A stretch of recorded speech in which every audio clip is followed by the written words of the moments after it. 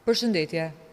Këtë të mërkur, rreth 56 studentë të Akademisë Policisë u paraqitën në urgjencën e QSU-t me simptoma helmimi, pasi dyshohet se konsumuan ushqim të kontaminuar në ambientet e akademisë.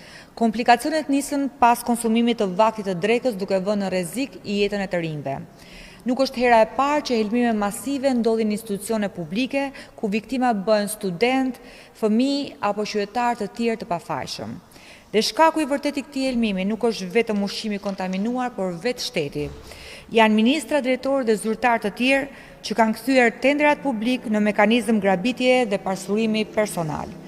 Nga viti 2019 në vijim, kontratat për shërbimin e gatimit nuk lidhen më as me afat 1 vjeçar, por 3 vjeçar, ndërkohë që kushtet bazë pothuajse nuk ndryshojnë. Dhe ajo që ndryshon është vetëm vlera e kontratave, e cila vjen gjithmonë e duke u rritur e sigurisht paguhet nga taksat e shqiptarëve. Në vitin 2019, Agjencia e Blerjeve të Përqendruara prokuroi shërbimin e gatimit dhe shpërndarjes së ushqimit për Akademinë e Sigurisë me rreth 47.000 euro në muaj, ose total 1.7 milion euro për 3 vite. Ndërsa në tenderin e fundit të vitit 2025 të zhvilluar nga operatori i Blerjeve të Përqendruara, përveç një gare fiktive, për të njëjtin objekt u prokuruan rreth 80.000 euro në muaj, ose total 2.8 milion euro për 3 vite.